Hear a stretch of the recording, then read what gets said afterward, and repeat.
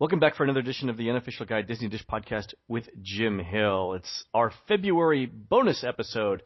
And for the bonus episode, we decided to make it holiday themed. Unfortunately, there are too many groundhog jokes to make with Jim and I. So we decided on President's Day. And on this President's Day, we will talk about liberty, freedom, and Disney. In order to do that, we need Mr. Jim Hill himself. Jim, how's it going? We still aren't going to do the groundhog thing. I mean, I got a pile of them right here. I can't. Those jokes would write themselves for our listeners.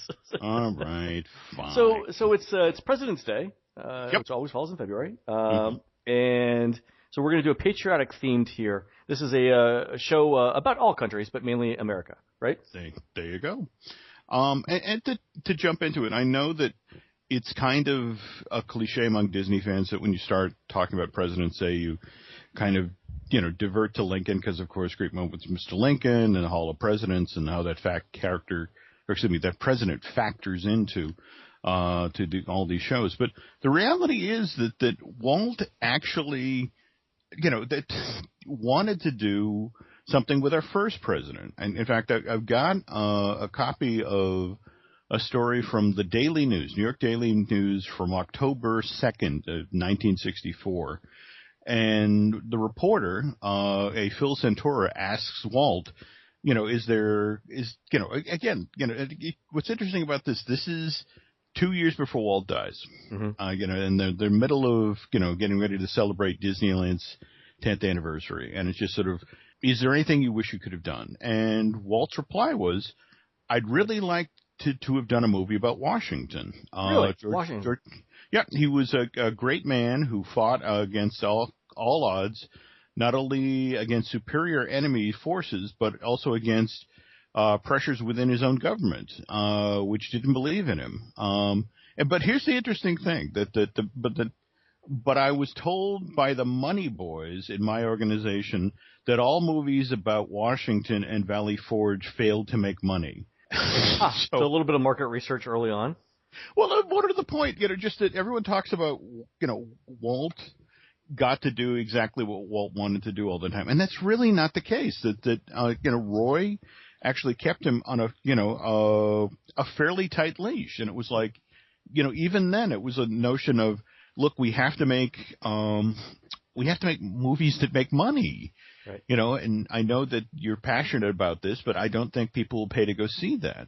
And in a weird sort of way, that's actually what happened with Liberty Street at Disneyland.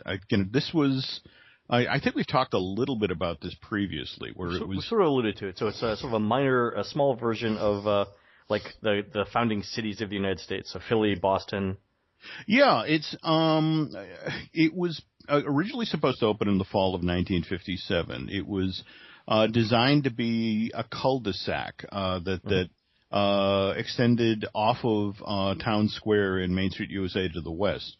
But the interesting thing, this was the first time that the Imagineers were going to try to do an environment that told a story. So each of the buildings, the exhibits, and the presentations were all part of the show. But you're right. It was an architectural composite of several American cities as they existed in the Revolutionary War period. You transition off of Main Street by walking onto cobblestones and stroll past, this sort of carefully chosen assortment of shops. A blacksmith shop and a apothecary, a glassmaker, print shop, a silversmith, who would have the Paul Revere sign outside. And, once you got to the very back, what you got to see was Liberty Hall. And the interesting thing is Liberty Hall was actually two attractions.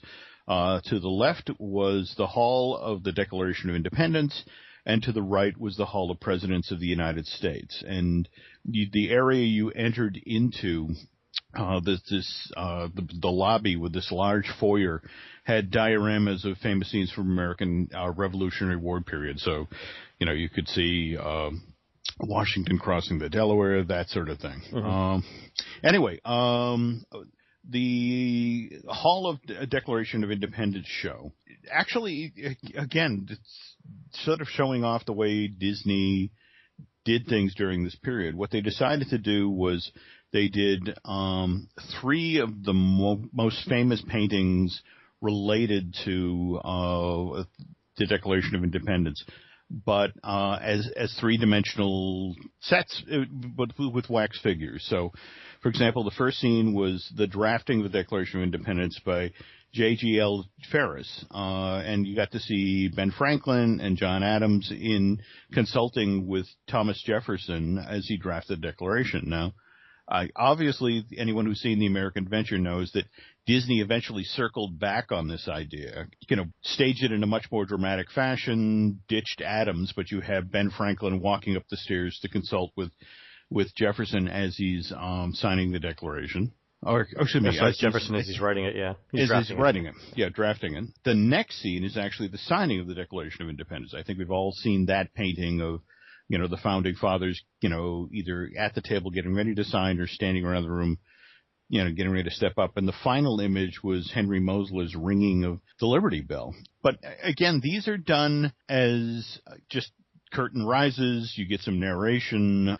You show which character is supposedly talking because the spotlight moves from one figure to the other.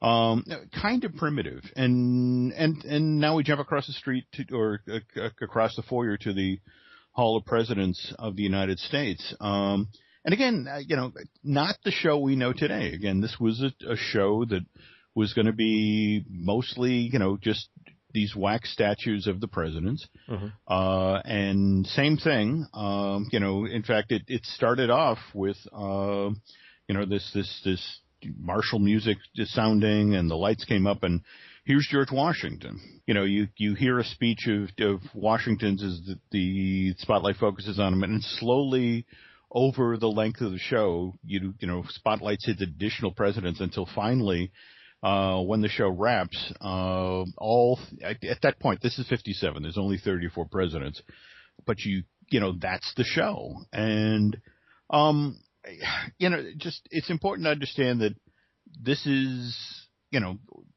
they do the show for Walt, and he'd look at the prototype, and it's just one of these things where it's like, he loved the material, he loved how they were handling it, it bothered him as a guy who, worked in animation, mm-hmm. that this was a show where nothing moved. I was just going to say, yeah, there's everything's static. That'd be unique for Disney.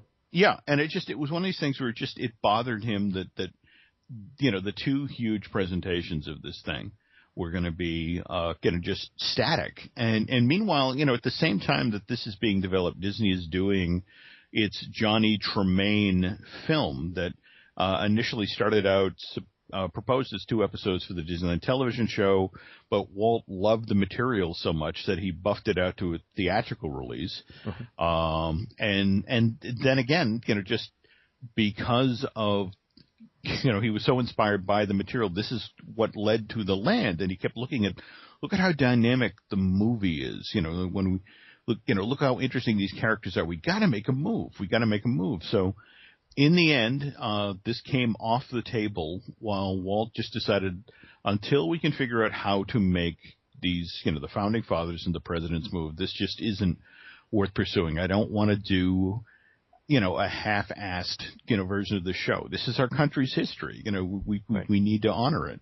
So in trying to deliver on this is what led to the development of audio animatronics. And for the longest time, Walt understood that because they couldn't do a believable human, it was better to start with animals. So, the first real audio animatronics, in fact, the first time the company ever really mentions the name in press releases and that sort of thing, was for a redo of the Mine Train Through Nature's Wonderland, where they added like 9 acres of new show scenes. But you got these very crude, very limited movement animal figures, but it was a notion of they were trying, and on the heels of that came the Enchanted Tiki Room, where you got birds that were caricatured but were believable birds. Mm-hmm. And at the same time, as we've talked about in the New York World's Fair show, you had Robert Moses coming to Disney, trying to convince him to do a mini Disneyland for the New York World's Fair, and and Moses, Walt giving him the tour of the building, showing him the Lincoln prototype, and it's like, oh, I got to have that. And so, that ends up at the fair, and it's a sensation. The first year it's open, 2 million people came to the show. Walt immediately realized, he had a hit, and they built a second figure, and actually the summer of 65 as part of Disneyland's 10th anniversary. Here comes Lincoln. And okay, so now we jump ahead December 66, Walt passes. And the interesting thing is the Imagineers then began, just this notion of trying to honor Walt by doing things that he wanted to do, but they hadn't been able to do in his lifetime. And so now here comes Liberty Square, that's a brand new land for Walt Disney World's Magic Kingdom. And again, it's eerie when you look at the description. That's Liberty Square will portray our nation at a time of its founding, along cobblestone streets. Again, picking up the same idea. It's what they're going to do with Liberty Street. Shops and stores will recreate the way of life in colonial America. Then here will be located perhaps the most dramatic show at the Magic Kingdom, One Nation Under God. An inspiring story of America's freedom, life-size and lifelike figures of all 36 presidents be seen together in a striking theatrical production that will blend the amazing audio animatronic system with motion picture film. What year was this? This was 1970, which is kind of interesting because the park were just a year. I mean, this is from the preview guide that Disney made available. The preview edition of Walt Disney World, the Vacation Kingdom of the World. It's interesting that inside of a year from when this was published to when the park opened, Disney reverted from the One Nation Under God name to Hall of Presidents. That this was a name that Walt himself liked, but the marketing guys were, it's probably not a smart idea to put God in a theme park. So, can we find a different name? Well, at that time, the One Nation Under God clause had only been in the Pledge of Allegiance for 15, 16 years. Yep. So a lot of people know that it wasn't part of the original pledge. Yeah, just I love, 61, something like that they made the revision, 54, yeah. 54. It was like at the height of the Cold War with the oh, that's right. That's Russians. right. Yeah, so it was originally done in the late 1800s, and then 60 years or so after it was written, somebody decided we need to differentiate ourselves from godless communists by putting that in. One Nation Under God. That's interesting. It's interesting because it went through, but imagine now if you wanted to add a few words to the Pledge of Allegiance, the difficulty that would entail. But anyway, okay, so the marketing guys point out that okay, all right. And at the same time, it's worth noting here that even then they weren't entirely confident in this concept. That they knew in order to get people to come into Liberty Square, they'd probably need other attractions. Which is why, for example, this is where you board the riverboat to go around the rivers of America. Likewise, this is also where they opted to drop the Haunted Mansion. And for a time, as you transitioned from Fantasyland to Liberty Square, walking by Small World, Peter Pan wasn't located there. That was actually going to be where the Legend of Sleepy Hollow ride was going to be located. That so you had Ichabod Crane, as your transition character going out of Fantasyland into Liberty Square. And that totally makes sense. You and I have talked about this, not on the show, but in real life, because the architecture of the Haunted Mansion is Hudson River Valley. And Ichabod Crane is set around that area as well. So the architecture transition would have been much more subtle. That totally makes sense. Yeah, and and they really did try as hard as they could to make Liberty Square work, and be as historically accurate as it could possibly be. I mean, Jim Korkis, who knows this park inside out, tells wonderful stories that, when you're walking through, we'll point out, for example, how the hinges on all of the shutters aren't metal, because metal was so precious during this period. So they're leather.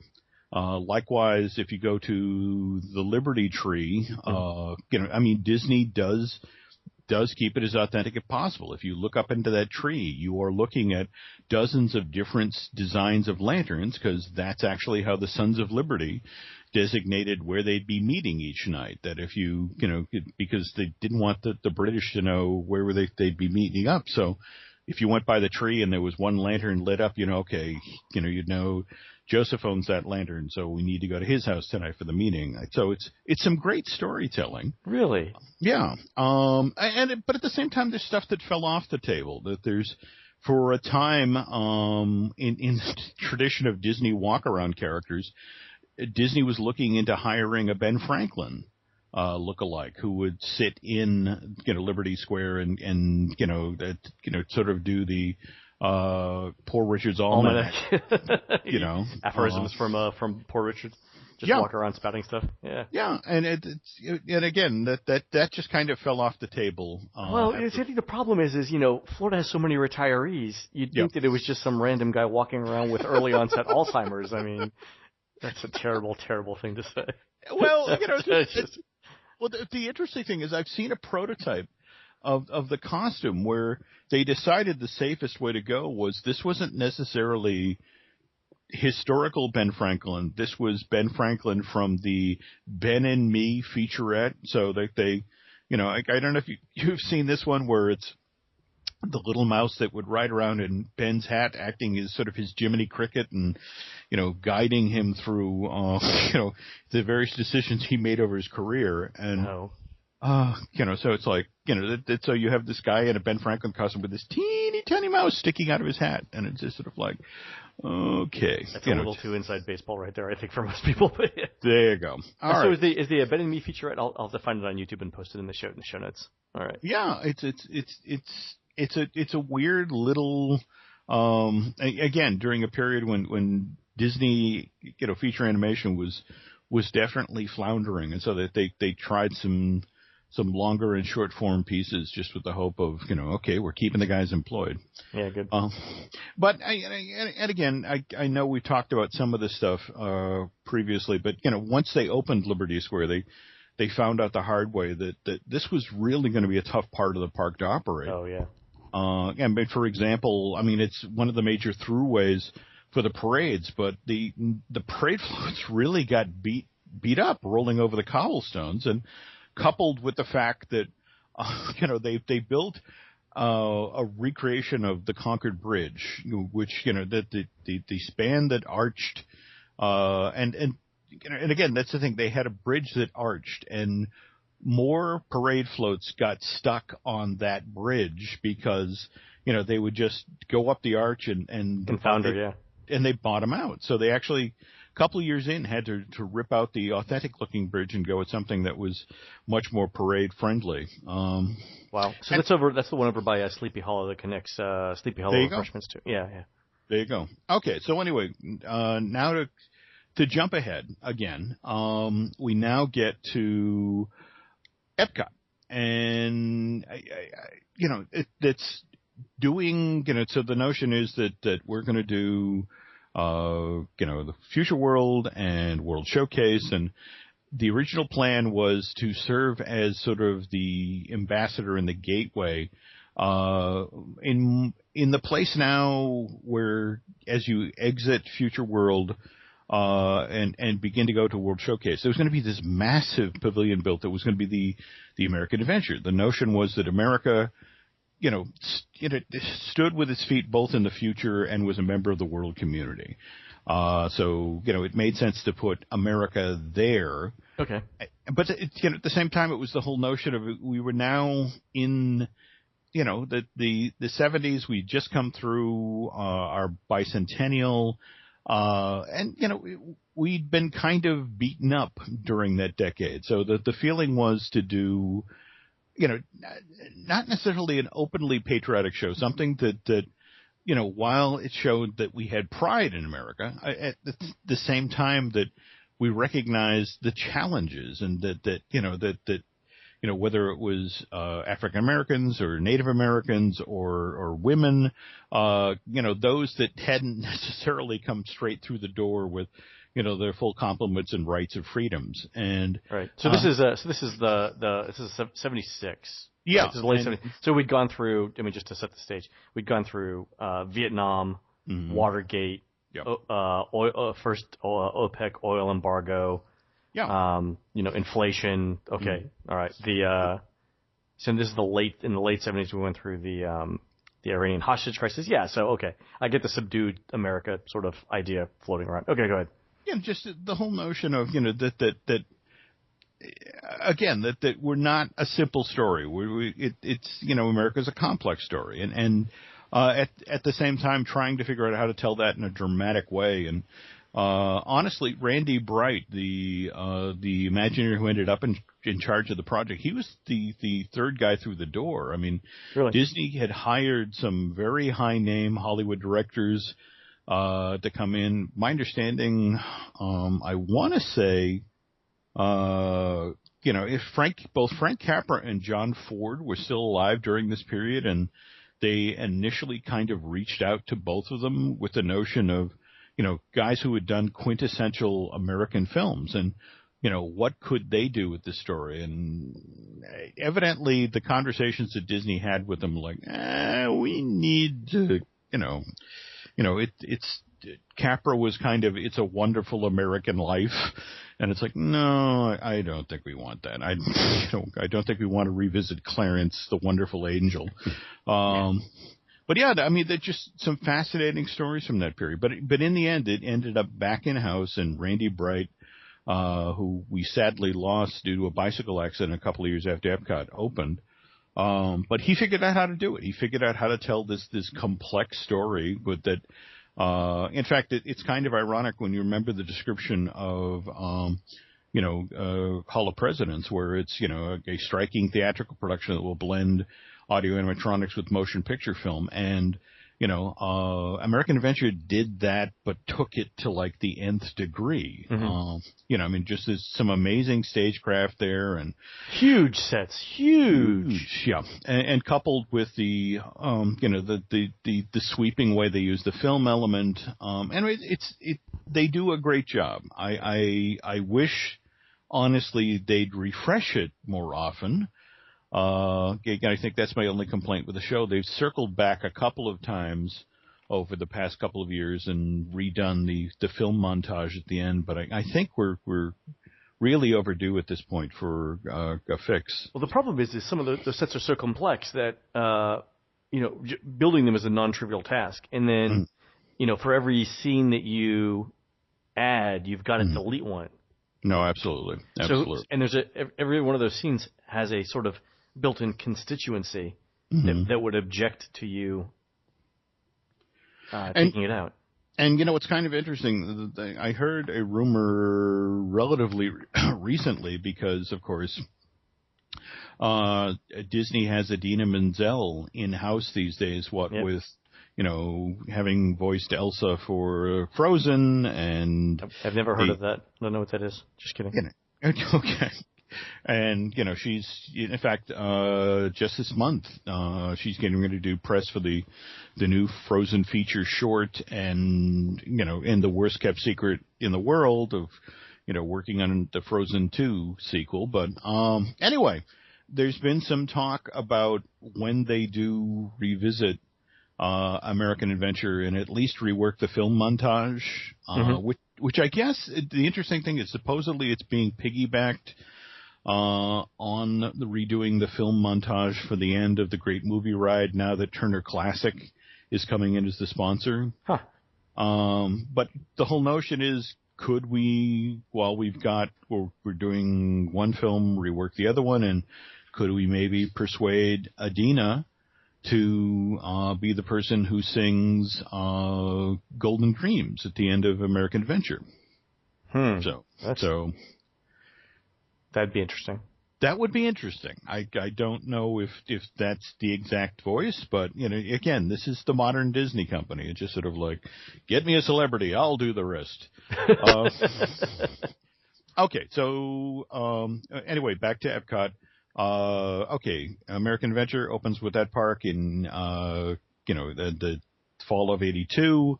That park immediately begins to have some attendance issues, which leads to Michael Eisner coming in the door. And Michael, Michael was in charge of the company during perhaps, the most ambitious period that, we did so much, think about it. Animal Kingdom, MGM, Euro Disney, ton of stuff. But at the same time, Michael was a realist, and as in the fall of '91, as it really became obvious that Euro Disney was going to open loaded with debt and was going to struggle at least for a couple of years, Disney turned inward and thought, okay, maybe building these giant parks isn't the way to go. Should we perhaps explore the idea of doing some smaller regional parks? And they begin doing some research, and one of the things that comes to Disney's attention immediately is that in the Washington, D.C. area, every year they have 19 million tourists come into the area. And also, more to the point, there's 11 million locals. And it's like, would it perhaps be worth pursuing doing a Disney park in that area? And with the notion of, trying to do something that would cost less to run than, say, Disney MGM Studios. Right. So they begin kicking the tires of it. And, Eisner goes up and visits the area. And while they're in the area, they go visit Williamsburg. And in fact, for a time, they were thinking about maybe building a small regional park in the Williamsburg area. Because there's already a park there, right? Yeah. But at the same time that just the fact that, that park has struggled for as many years as it has sort of put them off. So they diverted to DC, and they kind of lucked out. They found out, for example, that the Exxon company in the early 80s had bought 2,300 acres and was planning on getting into the real estate business, building a housing subdivision. But then the real estate market collapsed. And so, here was, Exxon sitting with this giant chunk of land right in the middle of Virginia that, and it was just one of these things where it was ideal for Disney because it's like, it's right next to 66, which is, the major hub of the area. But it's this undeveloped parcel. It's only half hour away from the airport. And it's like, and so they began crunching the numbers, and they figured out they could probably, if they did this right, get 5.7 million people per year to go to this thing. That's not bad. No, and so they begin developing Disney's America, which, just the catchphrase for this was recall the past, live the present, and dream the future. And it was a kind of an intriguing idea for a theme park. I mean, the whole notion of taking what they tried to do with the American Adventure, tell a complex version of American history. In fact, that was what was kind of intriguing about the park, is that you entered in a way that is kind of counterintuitive. You didn't start on Liberty Street. You didn't start in Liberty Square. You actually came into an area called Crossroads, USA, which was set in the period between 1800 and 1850. So this was when America had just started fighting amongst itself about whether both slavery and, manifest destiny and, what exactly is America going to become. And this is where you stepped into the park. And really? Wow. And then, but at the same time, a lot of ideas that Disney had proposed for other parks and that hadn't gone forward began bubbling up. I mean, for example, within Crossroads, the first floor of each building was going to be a shop or a restaurant or, entrance to an attraction, that thing. But the second and third floors of all these buildings were hotel rooms. So really? You could stay inside the park. Wow. This is an idea that actually initially got proposed for, it sort of grew out of the entrance of Euro Disneyland, where the Disneyland Hotel, so you can look straight into the park. There was a plan initially for when they were doing Westcott at instead of DCA at Disneyland, and the notion was that in the international part of the park, the third, fourth, fifth level. In fact, the thing is that they're going to have these giant show buildings that basically acted like the berm.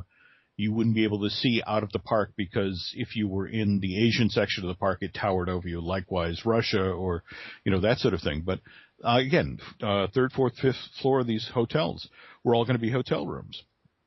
But, but again, when Westcott didn't go forward, this was still an idea in the mix, and they wanted to do that. And had they figured out the logistics of how to mix that many hotel guests with a functioning set of shops below them and a functioning theme park outside?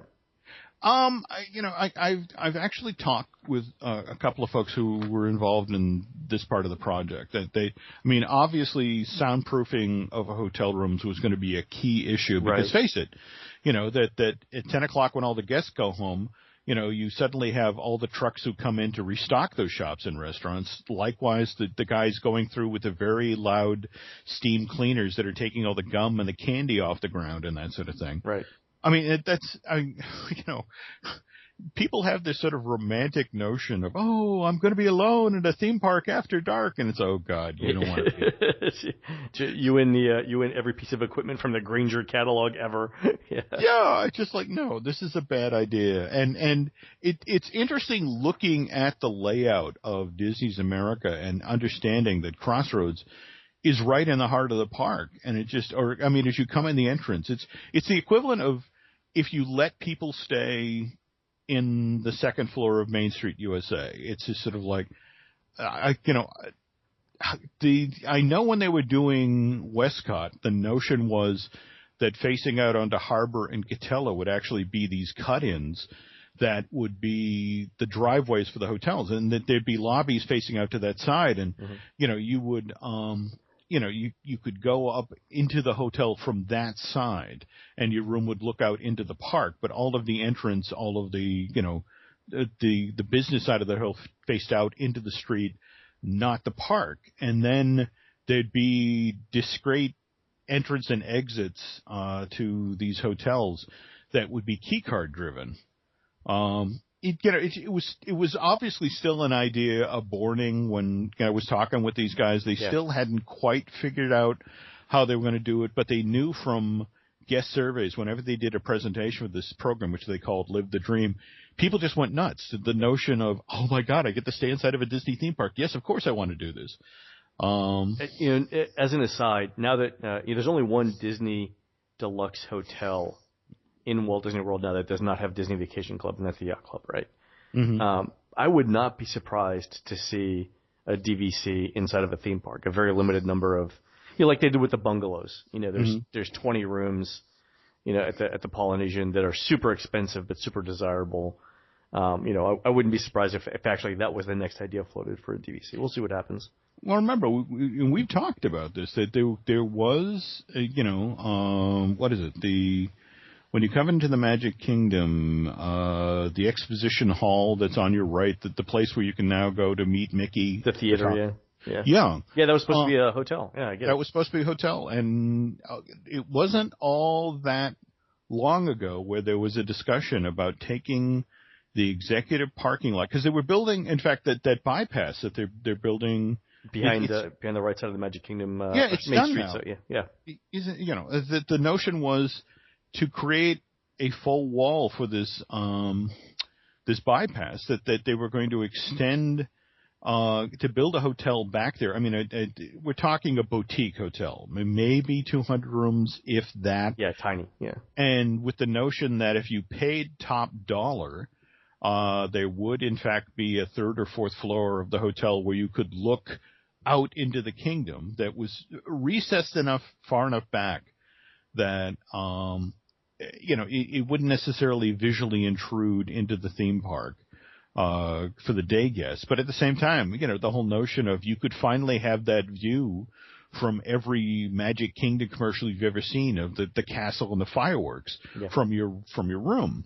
I wouldn't be surprised if this is so. They're selling the Polynesian this year, maybe next year, but after that, they're essentially out of ideas for big DVC thing. Anyway, so back to Virginia, but it's an interesting idea. So they got to the point they're talking about these hotel rooms being around the perimeter of the park, something like Euro Disney at the time, Disneyland Paris now. They haven't worked out all the operational issues, but that's one idea. All right. But yeah, so, and what's interesting is that, again, from the crossroads of America, you can now go backwards or forwards in American history. If you choose to go to the right, you're suddenly in President Square. You're in, and in fact, this is another kind of interesting little side note. In fact, I found this out when I was living in Orlando in '94 when they originally announced the plan and actually got in touch with Jenny Hess at the Sentinel, who in turn reached out to Disney, who suddenly went nuts that somebody had grasped what was going on here. But in the description of President Square, they describe, that President Square celebrates the birth of democracy and the patriots who fought to preserve it. And through the magic of Disney's audio animatronics, guests may meet these American heroes in the Hall of Presidents, a moving account of our nation. And it's like, the Hall of Presidents is moving to Virginia? And I just sort of handed it to Jenny and said, call them.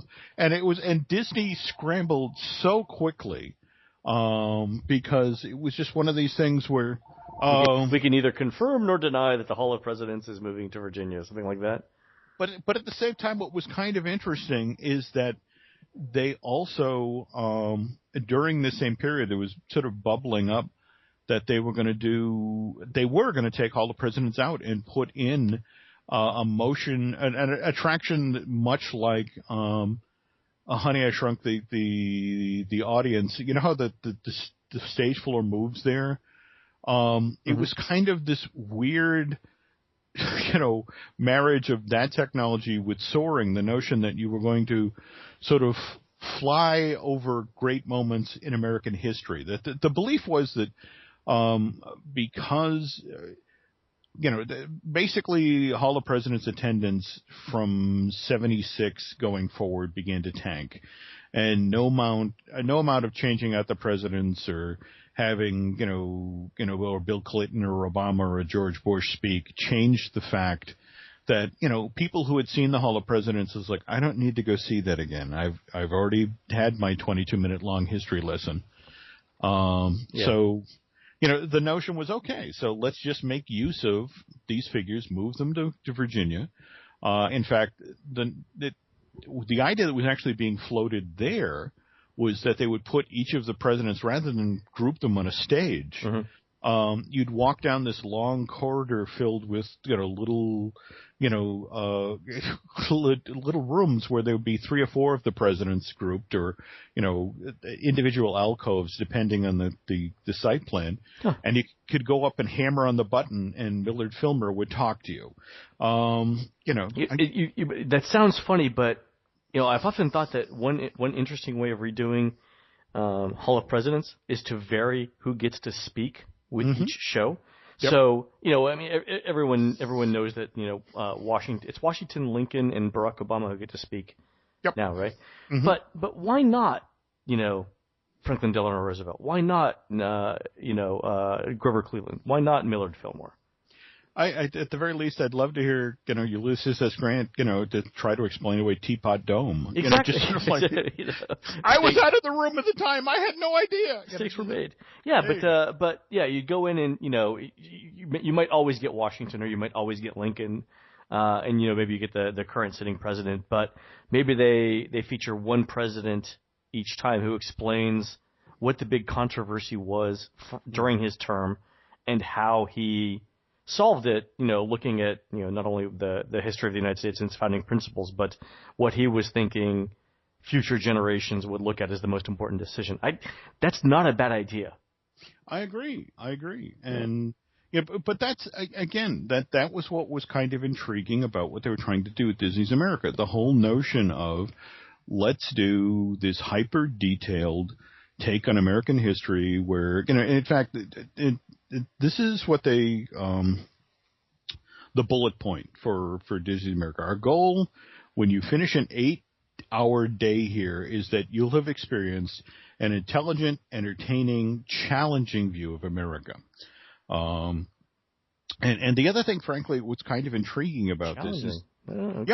All right. That, for example, one of the aspects of the park was they actually built in a faux battlefield. I mean, and so again, the notion was that they would do outreach to groups of Civil War and Revolutionary War enactors, and allow them to have the field. In fact, that would be one of the points that they could advertise of the park. Is like, by the way, we're recreating the Battle of Manassas today, mm-hmm. and if you want to come out and see this, also there. And the intriguing thing again is that this was going to be a park that really could only run 8 months out of the year as a full park. Because of winter. But the interesting thing is that the way the park was designed, the crossroads areas and that sort of thing, they could open the front half of the park during winter for like school trips and that sort of thing.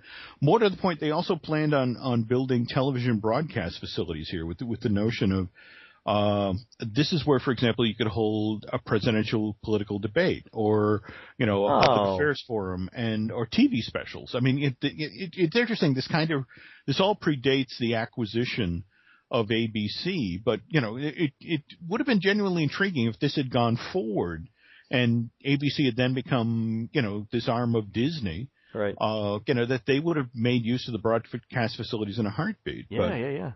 The idea of doing a presidential debate or even a high profile debate, that's clever.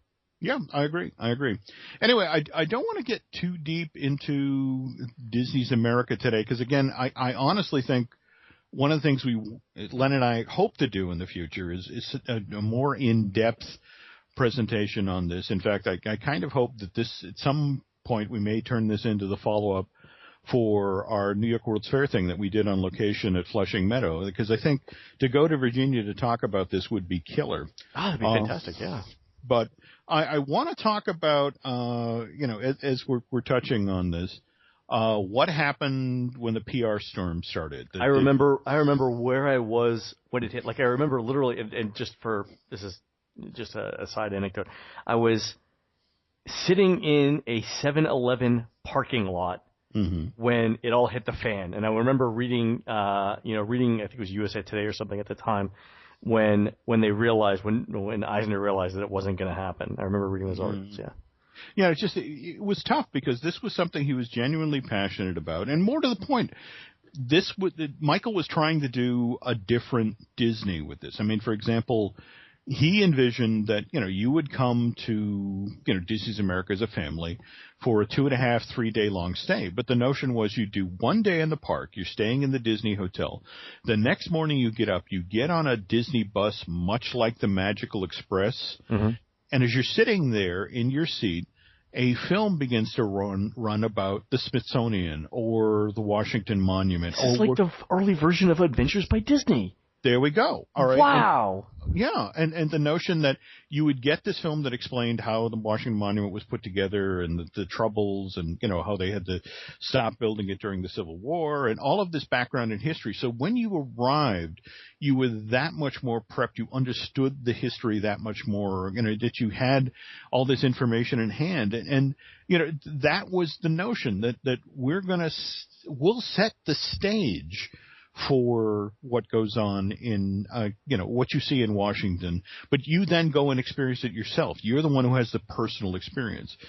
That's what kind of, again, broke his heart about the fact that the folks in charge of the Piedmont, just sort of stepped up and threw themselves in front of this project. And likewise, a lot of the first families of Virginia that had, farms and grand homes within 5 to 10 miles of this just, hated the idea that, we're going to have to deal with all that tourist traffic. And it's just like, don't you already deal with tourist traffic? Yeah.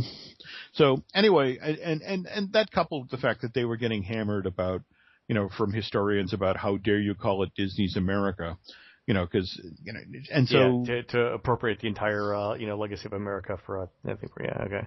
All right. So August 16th, 1994, Disney has a meeting about the Disney's America project. Obviously, they're coming up, that they just went into this thing with so many assumptions that, again, that they thought they were just doing this small regional park with a history theme, and that they weren't going to be met with all that much opposition, and that more to the point that they were actually going to be able to make a significant amount of money keying off of an eight-month schedule. And it's just a lot of these things sort of blew up in their face.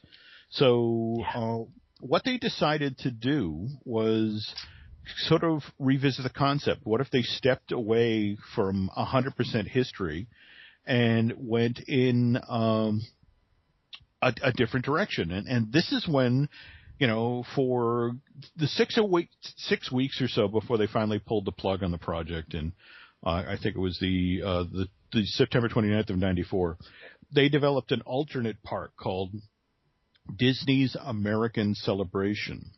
Okay. So, and the notion was that in this case, it was a park that sort of reached out and was more about creativity and fun. So, for example, one of the areas of the park you visited was Coney Island. And it's an amusement park that celebrates the history of another amusement park. Okay. Well, there you go. And, you had nature walks and petting zoos, and you reuse the Honey, I Shrunk the Kids theater to do the life of America. You suddenly went that much more abstract with it. But what's kind of fascinating is that, again, to try to make this more entertaining, that they, I'm holding the presentation book for, a friend at Disney slipped this to me, sort of, somebody has to remember this meeting. So, for example, they were going to do the Ellis Island story in this version of the thing with an attraction that was half ride and half Muppet movie. And then they were going to do a Streets of America section that was strictly about food and entertainment and exhibits. So you had a New York street that would sell you Jewish deli food. You'd have a St. Louis and New Orleans street that would sell you Cajun food. On San Francisco Street, you could buy Chinese. Chicago was Italian. Los Angeles was Hispanic. And that's beautiful. It's just but again, it was one of these things where it's like, we have to save this. We've worked so hard, and in the end, they could not. They weren't telling their own story anymore. That the people who were in opposition to the project were driving the narrative, and in the end, Eisner kind of threw up his hands. That said, though, a quote from that time: "A good idea never dies, and I have no intention of giving up on a historical park permanently." That brings us to one of the strangest moments in Disney history. When, again, you've got Disneyland at this point has tried to get 2 different versions of Westcott up out of the ground, and they've crashed and burned. Right. But Eisner really believes that in order to turn Disneyland into a destination resort like Orlando, they need a second theme park. And it's about this time that Disney gets word that the Knott's family is looking to sell Knott's Berry Farm. Okay. And so this is 1997, and so, they go over and kick the tires, and they're walking, the property, and they come and see that, one of the key attractions for Knott's Berry Farm was actually built for the bicentennial is this full-size recreation of Independence Hall. Okay, all right. And suddenly, we go all the way back to what Walt was pitching in 57. It's like, oh my God, it's Independence Hall. And the Imagineers just proceed to take a step back and look at their plans for Disney America and look at Knott's Berry Farm and proceed to sort of ram square pegs into round holes. So, I mean, take, for example, you've got Bigfoot Rapids that's over at that park. It's your standard... Grizzly Bear Rapids. Yeah. Okay, right. Okay. Disney had designed for Disney's America a ride called the Lewis and Clark River Expedition. All right. Basically the same thing. In fact, the interesting thing is that right next to, the Bigfoot Rapids is actually Mystery Lodge, which is Knott's Berry Farm's show that celebrates Native American culture. And it was like, they just proceeded to go through the park and like, okay, we can put this here, we can put that here. It's the Oregon Trail. It's not California. Yeah. and it actually, in 97, they did a full treatment for it. And the notion, and it was, the one thing that stopped them, and this is what's just the ultimate irony, is that the Knott's family, when Disney went to them with their pitch and that they were going to purchase the park and make all these changes, they kind of threw up their hands and said, you're changing too much of what Walt and Cordelia did. This is a family park. My parents built this, and I don't know as I'm comfortable with Knott's Berry Farm presents Disney's America. I want. And the interesting thing is that Disney and Knott's had been good partners up until this point. The success of the original Knott's Berry Farm and the chicken restaurant was one of the reasons why Walt looked seriously at the Anaheim area just down the street and all that. But in the end, it was like you were going to change too much, and we gotta say no. And then, so Disney walks away and does Disney's California Adventure, which, again, if you look closely at Disney's California Adventure, where Disney's America was supposed to have an area called the Family Farm, which then became Bountiful Valley Farm. Right. You could totally switch it over to be... Yeah. There is so much of Disney America, that in fact the faux wooden coaster that's California Screaming was actually the centerpiece of the State Fair section of Disney's America. And again, the ultimate irony is that, eventually the Knott's family, after saying no to Disney, gets itself in a real financial bind and has to sell the Cedar Fair. And they proceed to really, change, it's been interesting just in the last couple of years now that Matt Ouimet, the former president of Disneyland, is now in charge of all of the Cedar Fair parks, and he's made it his mission to go back in and be very respectful of what Knott's was. So he's restored Ghost Town to its former glory. Likewise, just did an amazing restoration of the Calico Mine Train and the Timber Mountain Flume Ride. So he's actually tried to preserve it. But in the years before he was on board, the Cedar Fair guys were just taking things out that Walt and Cordelia done had left and right to try to turn it into a modern theme park. So wow. So anyway, so that is for President's Day kind of a Reader's Digest of where we are, and in regard to Disney and history and patriotism, and the interesting thing is that Disney still did toy with the idea of getting some of the stuff that they were going to do to Disney's America in the D.C. area. I mean, you may recall that the National Harbor Project, where DVC was looking to build a 500-room hotel there, right, that was actually just without the theme park was going to do the bus thing we were talking about, that every day you'd get on a Disney bus and drive in and watch those films and then, get off at the Washington Monument or the Lincoln Memorial or whatever. But they got cold feet, 2 years after they bought the property in May 2009, and the National Harbor Project went ahead without them. But as Eisner said, a good idea never dies, and you have to think that at some point, especially given that if there's a way to make a small regional park work, Disney may circle back on this idea at some point, and we may yet get the chance to visit Crossroads America or Liberty Street or whatever they're calling it at that point. I think that's fantastic. The other interesting idea that I thought of while you were doing this is conceptually, there's nothing that prevents them from doing the history of another country, like the history of China, as a park, right? Wow, that's an interesting idea. It plays into the whole China wanting to promote their culture. And in fact, it's going to be interesting when Shanghai opens to for all of us who are used to the usual normal vocabulary of a Disney park to suddenly deal with, where's Main Street? Or that whole notion of the giant park that's in front of the storybook castle there that was actually created because, to be impolite here, it's like, given that when the Chinese family tends to travel as a unit, so you have the parents who then bring both sets of grandparents and the kids. And frankly, one of the reasons they built the giant park is like, well, we need some place to plant grandpa and grandpa. So here, sit under a tree. It's true. Culturally they travel as a group, but it's an interesting idea, isn't it? No, I agree.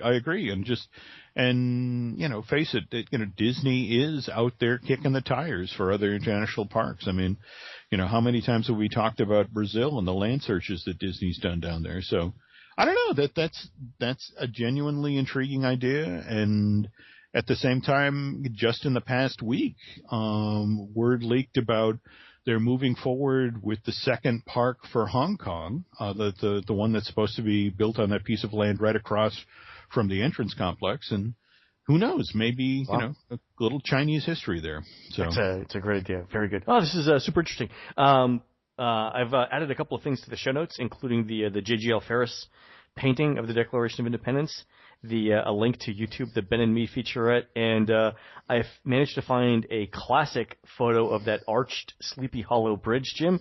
You're right. That was I could see how. I mean, even the smallest parade floats would get stuck on that.